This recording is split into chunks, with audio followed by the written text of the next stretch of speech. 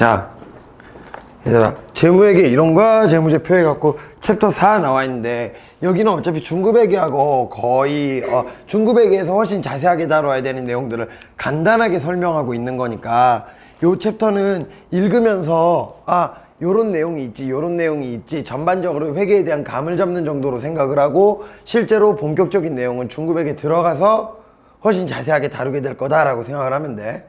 자, 봅시다. 재무회계의 기초이론 해가지고 나와 있는데, 재무제표의 목적 나와 있지. 우리 얘기했어. 재무제표의 목적이 뭐라 그랬어? 정보 이용자의, 그러니까 재무적인 정보들을 기업의 재무 상태, 뭐 성과, 경영 성과, 그지? 자본 변동, 현금 흐름, 기타의 정보를, 경제적 정보지, 정보 이용자에게, 인포메이션 유저에게 제공해서 이 사람들이 뭐 하는 데 유용한 정보, 의사결정하는 데 유용한 정보. 그래갖고 대부분의 재무회계 책들을 보면은, 외국 책들은 Financial Accounting 그냥 이렇게 써 있는 게 아니라 Financial Accounting for Decision Making 뭐 이런 표현들이 들어가 있다고. 그래서 여기에서 정보 이용자의 경제적 의사결정에 유용한 정보를 제공해 주는데, 그 정보의 성격은 현금 창출 능력, 그리고 시기, 그리고 그것의 확실성에 대한 평가에 도움이 되는 정보들이다. 그래서 재무상태표, 포괄손익계산서, 현금 흐름표 등이 나와 있다. 재무제표의 기본 과정, 이거 옛날 책 가지고 있는 친구들은 다른 내용으로 알고 있을 텐데, 이거 IFRS 나오면서 나온 이 재무회계 개념 체계에서는 오로지 재무제표의 기본 과정은 뭐밖에 없다고 해. 기본 과정은 고잉 컨선밖에 없다. 계속기업 과정. 계속기업 과정이라고 하는 거는 적어도 이 재무제표를 작성하는 재무제표 대상 기업이 예측 가능한 시기 내에는 계속적으로 사업을 영위하고 있을 것이다. 그거를 적어도 1년 정도로 얘기를 한단 말이야. 그죠? 그래서 계속기업의 과정은 기업이 그 목적과 의무를 이행하기 위하여 충분할 정도로 장기간 존속한다는 재무제표 작성의 유일한 과정이다. 그리고 이 계속기업 과정이 있기 때문에 우리는 재무제표를 무엇에 의해서 만들어? 발생주의에 의해서 기록하지. 만약에 이 회사가 계속기업이 아닐 것 같아, 그래갖고 청산할 것 같아, 그러면은 이 회사의 재무제표를 앞으로 얘네가 사업을 영위할 것이라는 가정하에 역사적 원가에 의해서 기록하는 게 맞아? 뭐 요거 역사적 원가? 이게 맞겠어? 아니면 지금 당장 이 회사를 다 뜯어가지고 팔아버렸을 때 얼마 정도인가? 이거를 물어봐야 되겠어. 그걸 물어봐야 될 거 아니야. 청산가치. 그래서 니네가 시험을 볼 때가 아니고 뉴스 같은 거 볼 때 이런 게 있다고. 어떤 회사가 채권단 관리에 들어갔는데, 채권단 관리에 들어가서 얘를 회생시킬 것인가, 아니면 그냥 파산시켜 버릴 것인가, 요거 할 때 주로 뭐 3일회계법인 뭐 이런 데가 들어가서 실사하잖아. 실사한다는 게 결국에 얘네들은 뭐냐면은, 이 회사가 우리가 이 회사를 채권단이 살려, 얘네한테 빌려준 돈 조금 더 만기 연장해주고, 그리고 부채 탕감해줄 수 있는 부분이 있으면 좀 탕감해주고, 이자율도 조금 낮춰주고, 그리고 자금 피딩이 필요하면 자금도 피딩해주고, 그리고 필요하다면은 그 부채를 증자하는 형태로 자본금으로 출자 전환이라 그러잖아. 출자 전환해주는 방식으로 해서 이 회사를 살려. 이 회사를 살렸을 때 앞으로 이 회사가 만들어낼 수 있는 미래 현금 흐름의 현재 가치를 뭐라 그래? 계속기업 가치라 그러잖아.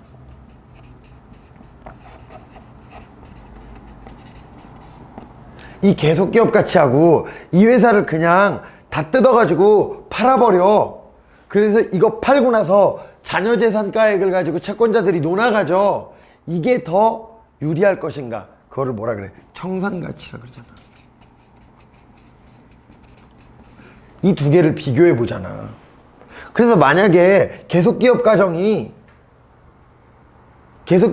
대해서 유의적인 의문이 있다. 그러면 이거하고 이거 두 개를 비교해 봐야 된다고. 근데 이거하고 이거를 비교해 봤을 때 청산 가치가 더 높아. 그럼 어떻게 해야 돼? 그러면 이 회사 청산 가치로 재무제표, 청산 기준으로 재무제표를 재작성해야 된다고. 이해됩니까? 이 내용 알고 있어야 되고요. 그러면 회사가 지속적으로 계속 영속적으로 영위를 할 건데, 그러면은 어느 기간 동안 리포팅 피리어드가 있어야 될 거 아니야. 그 리포팅을 기간을 따지잖아. 그래서 뭐 1월 1일부터 12월 31일이다. 그래서 요 기간 동안에 손익계산서, 요 시점에 재무상태표, 요런 식으로 제시해 주는 거잖아요. 그죠? 이해되죠? 뭐 어렵지 않아요.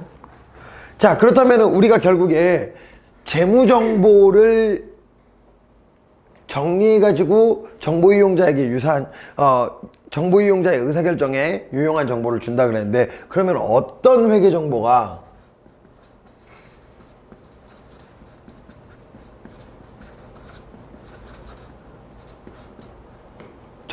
인포메이션 유저들에게 아이유야? 좋은 걸. 자, 인포메이션 유저들에게 어떤 회계 정보가 유용한가? 요거에 대해서도 재무회계 개념체계에서 뭐 어떤 말로 얘기를 해놨냐면은 재무정보의 질적 특성이라는 말로 정의를 해놨다고. 그래서 이와 같은 특성을 가지고 있으면은 그 회계 정보는 유용한 정보이므로 재무제표에 반영해서 정보 이용자에게 제공되어야 한다라는 얘기를 해놨다고.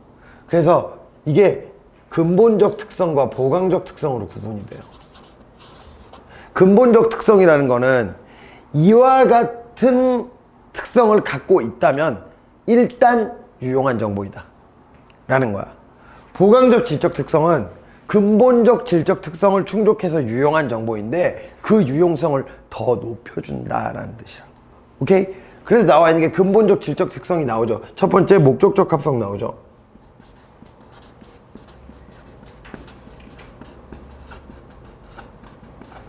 그리고 두 번째 충실한 표현, 이게 나옵니다.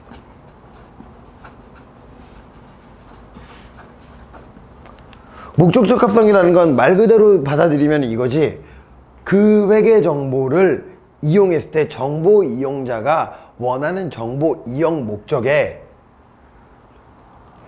기여할 수 있는 정보여야 한다라는 거지. 맞아? 그래서 읽어봅시다. 목적적 합성. 정보가 유용하기 위해서는 의사결정에 목적적합해야 된다. 목적적합하다는 것은 과거, 현재 또는 미래의 사건을 평가하거나 과거의 평가를 확인 또는 수정하도록 도와주어 경제적 의사결정에 영향을 미친다. 결국에는 의사결정에 영향을 줘야 된다, 이 얘기하는 거죠.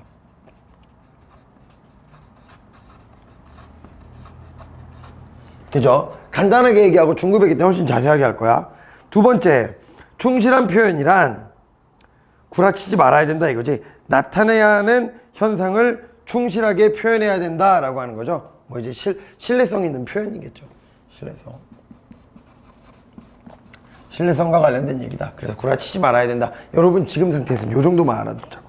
그 다음에 그렇다면은 이와 같은 근본적 특성을 충족시켰는데 어떤 특성이 부과되면은 이 회계 정보의 유용성이 좀 더 높아지게 될까? 네 가지로 제시를 하고 있죠. 비교 가능성, 검증 가능성, 적시성, 이해 가능성. 그래서 자, 비교 가능성이라는 거는 그 회계 정보가 제공됐을 때 기관 간, 그지? 그리고 기간 내에서는 기업 간 이 회계 정보를 서로 비교할 수 있어야 된다는 거지. 맞아? 대표적인 게 어떤 거에 되겠어? 막 회계 정보가 이 회계 정보가 제공되는데 계속 그 회계 정보를 만들어내는 회계 정책이 바뀌어, 추정이 바뀌어. 그럼 비교 가능성이 훼손될 거란 말이야. 이해되죠? 두 번째, 적지성. 야, 의사결정을 내리는 시점에 타임리한 정보가 들어와야 된다는 얘기를 하는 거지. 뭐 대단한 얘기 아니고요. 다음에 검증 가능성. 검증 가능성이라는 건 다 독립적인 다른 관찰자가 어떤 서술이 충실한 표현이라는 것에 대해서. 그러니까 다수가 이것에 대해서 의견을 표명하는데 이 의견들이 유사하게 나와야 돼. 금액으로도 유사해야 되고 회계 정보의 가치 판단으로서도 유사해야 돼. 그럼 검증 가능성이 있는 거야. 근데 서로 극단적으로 의견이 대립돼. 그럴 때는 검증 가능성이 떨어진다고 봐야 된다고. 그죠?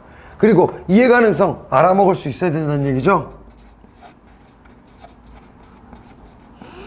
그래서 너희들이 알아먹을 수 있게 정보를 표현해야 된다는 뜻은 그렇다고 니네가 못 알아먹는다 그래서 표현하지 말아야 된다는 뜻은 아니야. 미국에서 슈프림 코트에서 사실은 정보 이용자들의 어떤 이해 가능성 정도에 대해서 그러니까 판결을 내린 게 있어. 근데 그 수준이 굉장히 높아. 대법원이 요구하는 정보 이용자들의 그 이해 수준이. 회계에는 추정이 개입되고, 그러니까 회계 정보에는 추정이 개입되고, 거기에는 가치 판단이 들어가고, 그렇기 때문에 이게 정확한 표현이 아닐 수 있다는 것에 대해서 정보 이용자들이 다 이해하고 있어야 되고, 뭐 이런 내용들이 막 들어간다고. 그리고 어떤 재무 정보가 있다면 그것을 굉장히 이해하기 위해서 이들은 탐구할 의향이 있어야 되고, 그리고 이들이 탐구할 때는 이용 가능한 모든 정보를 찾아볼 수 있어. 뭐 이런 내용들이 막 다 들어가 있어. 그래서 사실은 굉장히 높은 수준의 이해 가능성을 요구하고 있다고. 그러니까 이해력을 요구하고 있다고. 이해됩니까? 됐고요. 자, 회계 원칙이라는 거에서 첫 번째로 취득 원가주의라는 개념이 있어. 취득 원가주의라고 하는 거는, 자, 일단 취득 원가의 정의부터 우리 한번 얘기해 볼까? 연주야. 네. 취득 원가가 뭐니? 그것을 구매했을 때 그 상품의 가격이랑 거기에 뭐 부수되는 운임. 내가 가르쳤어? 혹시? 어떤 새끼한테 그렇게 배웠어? 나는 그렇게 가르친 적이 없어. 어떤 새끼야? 취득 원가요? 샀을 때. 네, 취득 원가. 취득 원가가 뭐야? 잠깐만.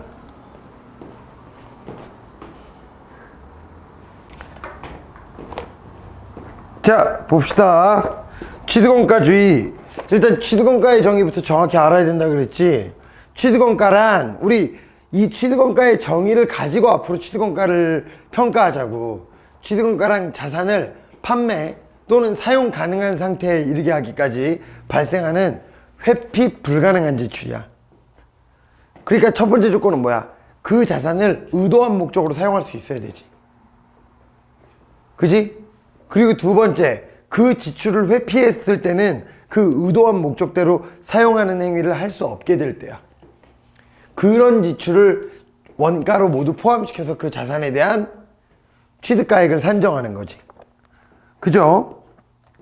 봅시다. 취득원가주의는 자산을 취득할 때 해당 자산의 취득을 위해 제공한 대가를 취득원가로 인식하는 주의로 말하고 역사적 원가주의이다. 뭐 쭉 나와 있죠.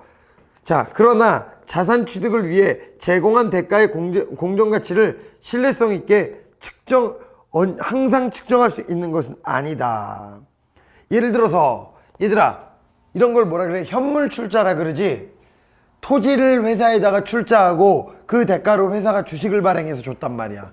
그지? 그러면은 그 주식 가치가 굉장히, 결국에 이 토지의 취득원가는 제공한 주식의 가치가 되는 거지. 맞아? 근데 제공한 주식의 가치가 더 신뢰성 있어? 토지 가치가 더 신뢰성 있어? 토지 가치가 더 신뢰성 있게 측정되는 경우가 사실은 더 많단 말이야. 그지? 그런 경우에는 이제 토지 제공한 자산의 공정가치가 아니라 내가 취득한 자산의 공정가치로 측정해야 되는 경우가 생기는 거지. 맞아요? 자, 그래서 쭉 나와 있고요. 공정가치 이렇게 돼 있고. 선생님, 등가 교환이 이루어지지 않았을 때는요, 그냥 다 등가 교환이야. 열받게 하지 마. 자, 그리고 발생 기준 이제 다 알고 있죠? 이거 이제 더 설명 안 할게요. 기간별 보고 뭔지 알죠? 기간 단위로 잘라야지 보고를 할 거 아니야. 그죠? 실현주의 수익 인식 기준 지난번에 한번 설명했어요. 자, 수익을 인식하기 위해서는 두 개의 기준을 만족시켜야 된다 그랬어. 첫 번째 실현 기준, 두 번째 가득 기준. 실현 기준이란 무엇이다? 내가 수익 창출 활동을 했는데 그 창출 활동의 대가를 그러니까 수취할 수 있는 가능성이 높아야 돼.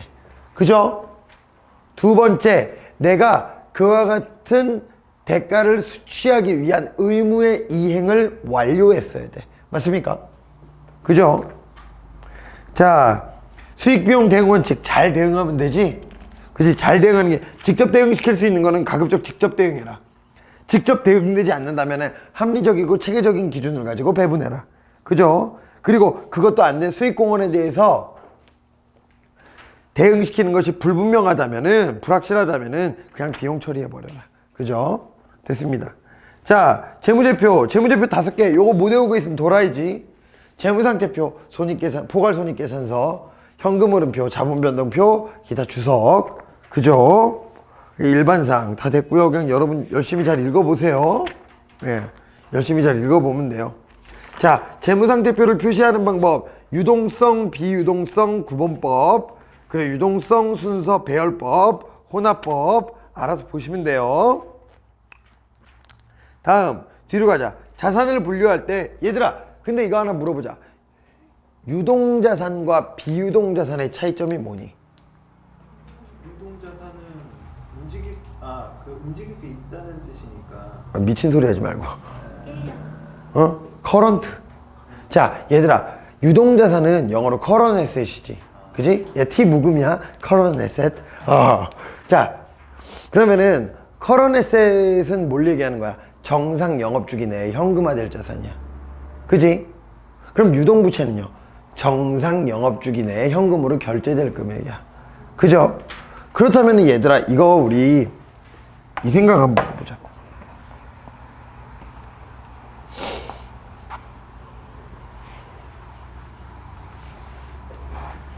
대충 단어로 때려 맞추면 안 돼, 신효야. 꽃돼. 자, 얘들아, 봅시다. 그래서 나한테 이런 질문 많이 들어온다 그랬잖아. 회계사님은 재무제표를 볼 때, 재무제표에서 어떤 것을 제일 중요하게 여겨요?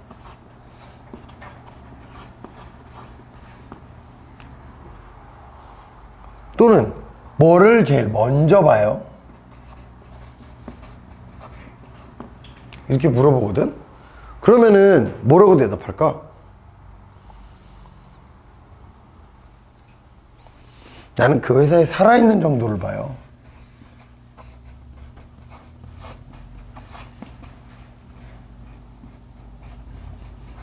그리고 살아있는 정도를 보고 나면 활동성을 봐요. 얼마나 살아있는지. 그 다음에 규모를 봐요. 그지? 그리고 그 다음에 사실은 손익을 봐. 내가 보는 순서는 그래. 이게 딱 정확히 맞는다는 아니고. 근데 애들은 어떤 식으로 많이 보냐면은 손익을 먼저 봐요. 그 다음에 규모를 보고요. 활동성은 딱히 생각도 못해요.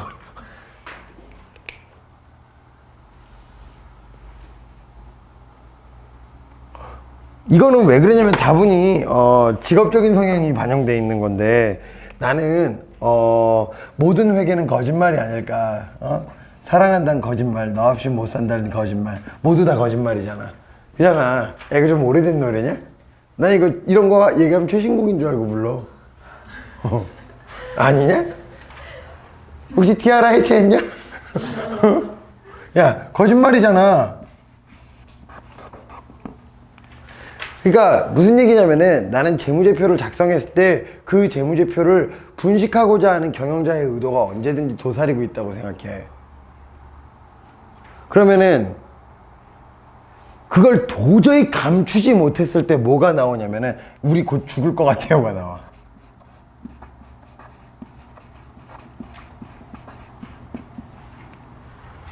곧 죽습니다. 가장 대표적인 게 유동 비율과 부채 비율,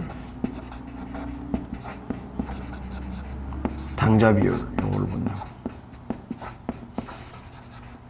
자, 아까 유동자산의 정의가 1년 내에 현금화될 자산이라 그랬어. 유동부채는 1년 내에 현금화될 부채라 그랬고, 만약에 그래서 어떤 재무제표에서 유동부채분의 유동자산의 비율이 떨어지고 있다면 1년 내에 결제해야 되는 금액은 커지고 1년 내에 현금화될 금액은 줄어들고 있다, 이런 상태인 거 아니야. 그렇기 때문에 얘네가 유동성 위기에 빠질 가능성이 높겠지. 그지? 그리고 부채 비율이 높다고 한다면은 이 부채 비율이라고 하는 거는 레버리지 효과를 발휘하잖아요. 그죠? 그래서 영업성과가 안 좋으면, 얘들아, 우리 아까 보면은 당기순이익 발생하면 이익이익금에 가산을 해갖고 자기 자본을 늘리고, 당기순이익이 줄어들면, 영업이익이 줄어들게 되면은 손실이 자기 자본에 직접 영향을 미치잖아. 근데 자기 자본에 직접적으로 영향을 미치는데 부채의 크기가 변하는 건 아니잖아, 상환하지 않는 이상. 그지? 그렇기 때문에 부채 비율이 급격하게 악화된다고. 그지? 그리고 이렇게 부채 비율이 급격하게 악화되어 있는 거, 자, 자기 자본분의 이제 부채, 타인 자본이지. 그러면 이 부채 비율이 커진 회사에다가 추가적으로 자금 비딩 쫄아가지고 해줄 수 있겠니? 딴 애들이 먼저 당좌 설정 다 해놨는데? 그지? 그러면은 요런 회사들은 아무래도 힘들어지고 있는 거라고. 근데 선생님, 이거 당좌 비율은 뭔가요? 야, 유동 비율을 current ratio라 그래. 요거는 퀵 레이시오라 그래. 대부분의 나는 유동 비율도 잘 안 믿어. 왜 안 믿는지 아니? 내가 주로 제조업체들이나 유통업체들을 많이 담당하고 있거든. 그러면은 제조나 유통업체들의 특징은 뭐냐면은 대부분의 문제는 다 어디서 생겨? 재고에서 생겨. 물건이 안 팔려서 문제인 거야. 물건이 안 팔리고 물건이 쌓여서. 그런데 유동 비율에서는 유동자산의 정의에 유동자산인 재고가 들어가. 그래서 재고가 쌓이고 있어도 유동 비율은 크게 악화되지 않는다고. 그런데 당좌 비율이라고 하는 거는 유동자산에서 재고자산을 뺀 걸 당좌자산이라고 하거든. 당좌자산과 유동부채의 비율을 본다고. 그래서 유동 비율은 크게 악화되지 않는데 당좌 비율이 급격히 악화되고 있는 회사들이 있어. 그러면은 그런 회사들은 재고가 쌓이고 있는 거야. 이게 되게 중요한 얘기라는 거예요. 이게 그냥 회계 원리 그냥 봤을 때보다 훨씬 중요한 얘기를 하고 있는 거야. 자, 그 다음에 두 번째로 살아있대. 그럼 나는 어느 정도 살아있는가, 문제가 있지는 않은가. 두 번째로 보는 게 이 활동성이라는 걸 봐. 활동성이라고 하는 건 결국에 이제 턴오버지. 회전율. 자, 잘 나가는 회사들의 특징이 있어. 뭔지 알아? 유통업체나 제조업체나 물류팀이 되게 바빠. 심지어는 아주 잘 나갈 때는 사장도 택배 싸고 있어. 내가 아는 회사 하나가 모자로 터졌었어. 모자가 빵 터졌어. 하루에 모자를 7,000개씩 팔아. 그래, 택배로 7,000개가 나가. 그러면 이 7,000개가 나갈 때는 어떻게 되는지 알아? 뭐 회사의 영업이사건, 재무이사건, 무슨 사장 싸모건, 사장님이건, 심지어는 식당 아줌마건, 거기에 있는 격리 직원이건, 딱 한 명 제외하고 전부 다 앉아서 택배 싸고 있어. 딱 한 명 제외하고. 딱 한 명이 누구야? MD야. MD는 계속 팔아야 되니까. 계속 팔고 딜 잡아야 되니까. 사장은 계속 전화 통화하면서 예, 몇 개 더 얻어요? 몇 개 더 얻어요? 몇 개 더 얻어요? 야, 아가리가 찢어질라 그러지 마. 야, 7,000개 나가려면 어떻게 해야 되는지 알아? 아침에 나가, 새벽에 나가. 그리고 오전에 한 번 더 와, 택배가. 그리고 나서 점심 지나고 나서 한 번 더 오고 저녁에 한 번 더 와. 하루에만 택배가 4번 와. 가지러. 나이스하지. 이런 회사들은 특징이 뭐야? 재고가 들어오면 바로 나가. 재고가 창고에서 잠자고 있을 시간이 없어. 그러면은 단기에 계속 들어오면 걔 나가고 계속 들어오면 나가니까 매출원가는 어떻게 돼? 올라가게 되지. 맞아? 그런데 연평균 재고는 어떻게 돼? 연평균 재고는 줄어들게 될 거 아니야. 그지? 그래서 재고자산의 회전율이 급격히 높아지게 된다고. 재고자산 회전율이 높아지면 이 회전율로 365일을 나누면 뭐가 돼? 재고자산 회전기간이 되잖아. 회전기간은 짧아지게 된다고.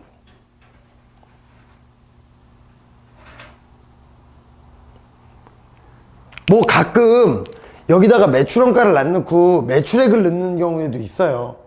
그거는 매출액하고 매출원가가 연동된다는, 매출 총이익률이 크게 바뀌지 않는다는 가정하에 그거를 이렇게 쓰는 경우도 있다고. 근데 사실은 회계학하는 사람 입장에서는 이 지표가 좀 더 눈에 잘 들어오지. 그지? 왜냐면 재고자산 계정에서 매출원가가 탄생하니까. 맞아? 그리고 나서 또 모두 생각해 볼 수 있어. 야, 이 회사 되게 잘 풀리는 회사야. 그러면은 일반적으로 어떻게 되냐면은 채권의 회수도 순조로워야 돼.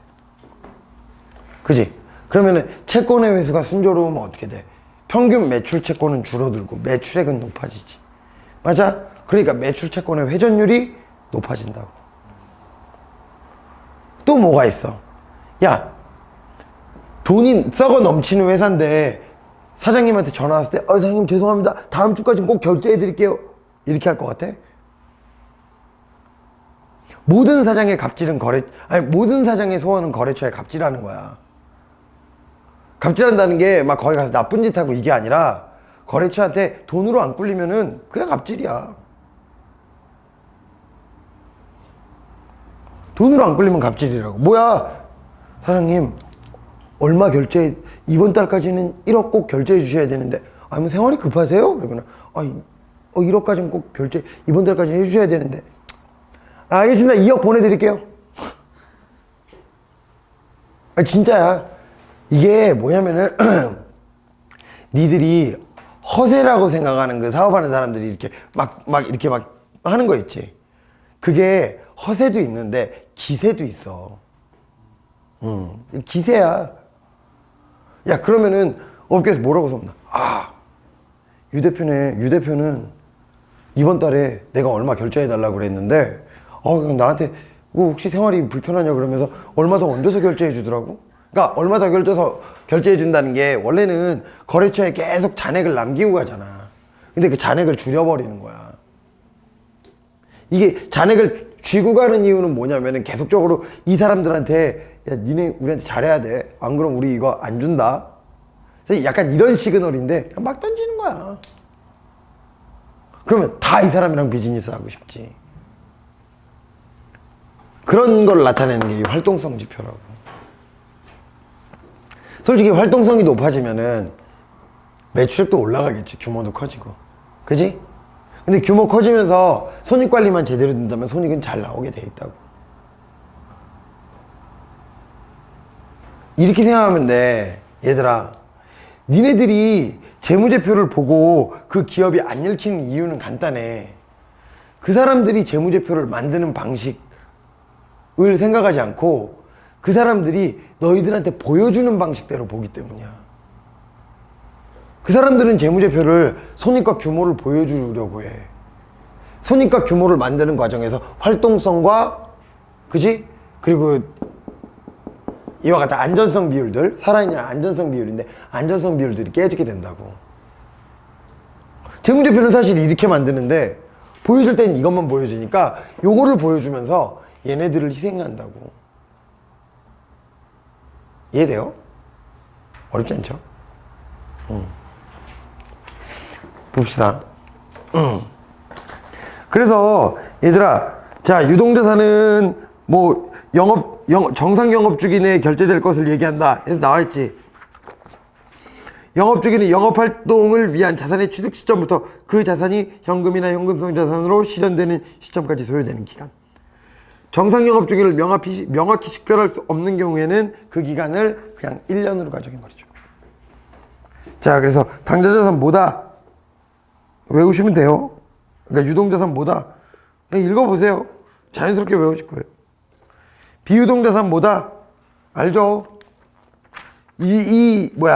유동성에 대한 정의를 알고 보면은 유동자산, 비유동자산 다 구분될 거 아니야. 무형자산 뭔지 알죠? 텐저블, 인텐저블. 됐어요. 부채 마찬가지예요. 됐어요. 자본. 예. 자본은 얘네들, 여러분 원래 IFRS에서는 자본을 세 가지 종류로밖에 구분을 안 해. 어떻게 구분하지? 납입자본, 기타자본 구성요소, 이익잉여금 이렇게 구분한다고.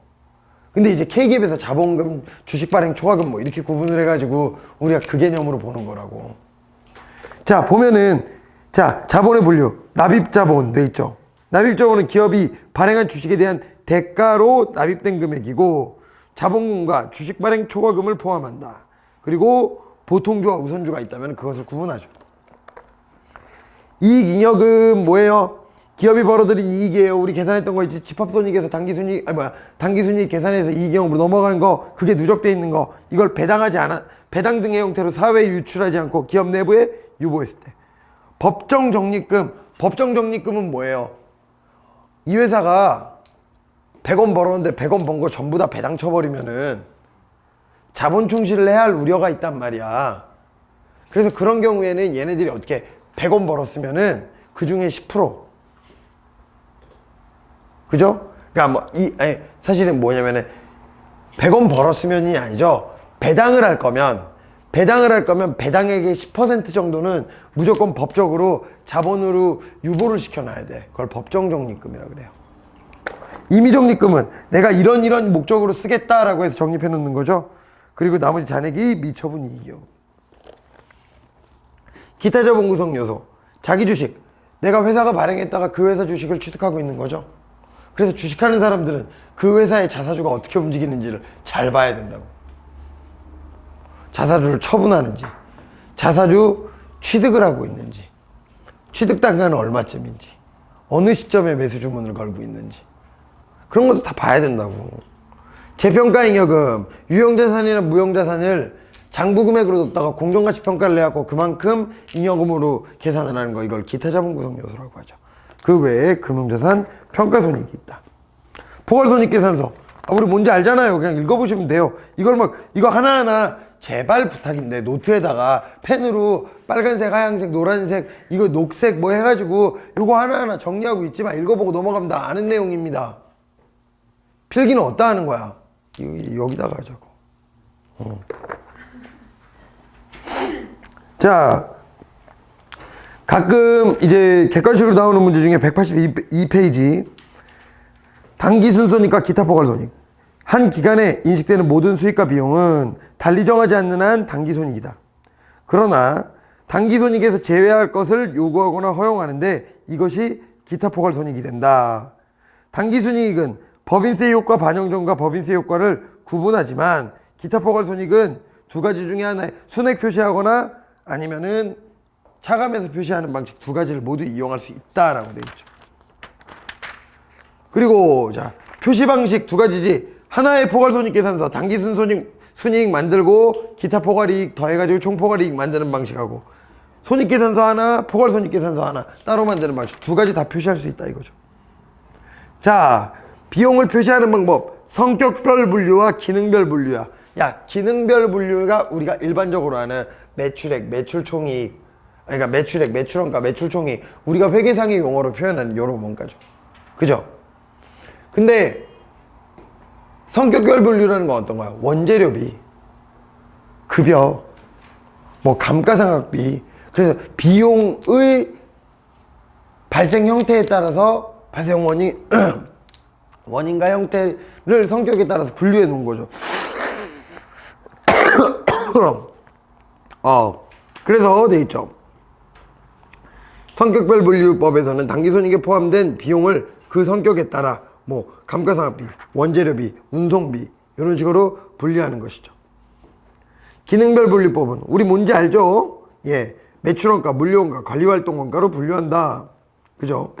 비용을 기능별로 분류하는 기업은 비용 성격에 대해서 추가 공시해야 돼. 결국에 성격별 분류는 언제나 제시해줘야 되는 거죠. 그래 내가 옛날에 공부할 때는 그렇지 성격이 중요하지 뭐 이런다. 내가 니들한테 맨날 하고 싶은 얘기가 있어. 얘들아 남자를 골라야 돼 여자애들이. 아니면 남자애들이 여자를 골라야 돼. 여자애들 남자가 여자를 고를 때 제일 중요하게 여겨야 되는 게 뭔지 알아? 응? 야무진 거? 어떤 여자를 골라야 될 것 같아? 그러니까 고른다는 표현은 좀 그렇다. 어떤 여자가 좋은 여자일 것 같아? 딴 거 없어. 의리만 봐. 야, 여자는 무조건 의리만 봐. 의리. 아, 진짜야. 의리 있는 여자를 골라야 돼. 여자애들은, 야, 씨, 돈만 봐.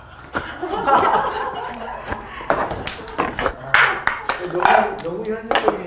야, 왜 이렇게 얘기하는지 아냐? 야, 남자 다 똑같아. 응. 야, 그 새끼야. 야, 그냥 그러면은 그냥 풍족하게 속 썩어. 이거야. 야, 결국에 남자를 만난다는 거는, 가난하게 속을 썩느냐, 풍족하게 속을 썩느냐, 둘 중에 하나거든. 어차피, 이게 생각을 해야 되는 게, 여자는 기본적으로 남자하고 이 어떤 그 사고의 수준 자체가 달라.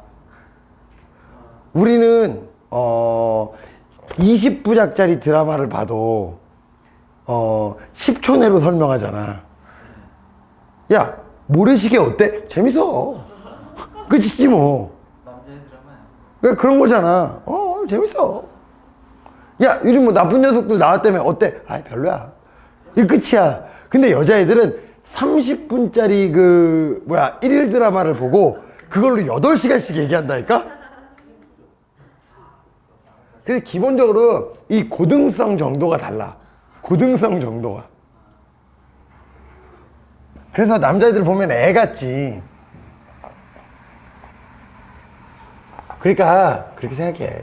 철저하게 그냥 돈만 봐. 그 새끼야. 주사만 없으면 돼.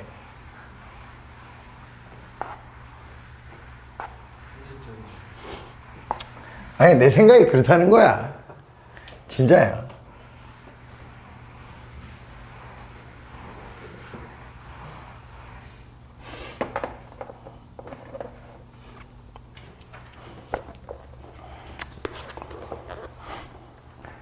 자, 봅시다. 농담이에요. 자, 화이팅! 우리 경제활동 열심히 합시다. 예? 자, 그래서 자본변동표 어떤 거다? 자본변동표는 얘들아, 우리 포괄손익계산서하고 재무상태표는 되게 자주 보는데 자본변동표를 잘 못 보잖아. 그래서 지금 한번 자본변동표가 어떤 건지 한번 보자고. 자본변동표는 X 1년 1월 1일에 납입자본, 이익잉여금, 기타 자본 구성 요소를 넣고 그 각각의 자본 항목들이 어떤 연유에 의해서 어떤 크기로 변동하였는지를 얘기해 주는 거지. 연차 배당을 했으면 잉여금이 줄어들겠지. 그지? 잉여금 처분했으면 잉여금이 줄어들겠지. 그지? 중간 배당하면 또 잉여금이 줄어들 거야.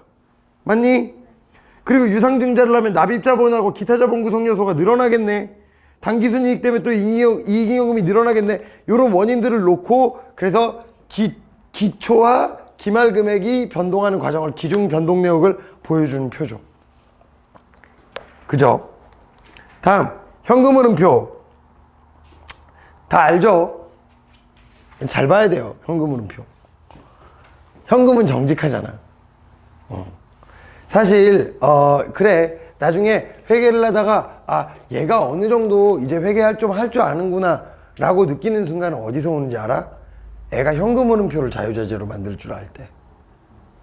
그 현금 흐름표를 만들기 위해서는 모든 회계 기준, 이 모든 회계 기준 항목들, 이 회사에 해당하는 회계 기준 항목들이 어떻게 움직이는지 이 링크가 다 걸려 있어야 돼. 그래야지 한 번에 확 나오거든. 그래갖고 현금 흐름표를 못 만드는 애들은 대부분 어떤 애들이냐면 회계 공부할 때 암기해서 공부하는 애들. 그럼 앞부분은 어떻게 짤막 암기를 해가지고 가거든? 근데 현금 흐름표는 이게 이해가 안 됐으면 현금 흐름표를 따로 암기해. 근데 따로 암기하기에는 너무 많은 것들이 연결되어 있단 말이야. 그래갖고 하나도 못 풀어. 그래서 현금 흐름표를 잘 만들기 위해서는 우리가 앞부분까지 정확하게 다 정리를 하고 있어야 돼요. 자, 됐죠? 그리고 뒤에 주석. 야, 우리는 되게 주석을 중시한단 말이야. 왜냐면은 회계사들은 자기의 의견을 함부로 얘기할 수 없어요. 왜? 우리나라는 자유수임제잖아. 그지? 우리가 감사하는 회사가 우리한테 입금을 해줘. 그리고 우리가 감사해야 되는 회사를 감사당하는 회사가 우리들을 결정하는 시스템이야. 아니, 감사 대상 회사가 회계법인을 골라. 그 다음에 그 회계법인, 뭐 또는 그 감사반이 걔네가 와서 감사를 하고 그러고 나면 얘네 돈을 준다고. 누가 갑이겠니? 잘 생각해봐. 기업이 갑일 수밖에 없어. 기업이 갑이 아니려면은 3일 정도 돼야 돼. 그래서 3일 같은 데는 야, 뭐 니네 말 안 들을 거야? 그래? 니네랑 계약 안 해? 해지해? 오케이, 의견 거절. 이렇게 할 수 있지. 근데 대형 펌들은, 근데 작은 회사들은 그게 불가능해. 왜냐면은 요거 하나 잃으면 그것도 크거든. 자, 됐고요. 그래서 주석에 대한 내용들 한번 읽어보시면 돼요. 재무제표 작성 근거와 구체적인 회계 정책. 니네 집에 가서 시간 되면은 사업보고서 한번 읽어봐. 다트. 다트에 들어가서 니네가 관심을 갖고 있는 회사 사업보고서들 한번 쫙 읽어봐. 그러면은 아, 이런 방식으로 만드는구나 알 수 있다고. 그 되게 길던데 분기별 보고서. 아니, 연말 보고서를 봐야 돼. 연말 사업 보고서를 봐야 돼. 됐고요. 자, 4장 됐습니다. 이렇게 해서 4장 마무리할게요.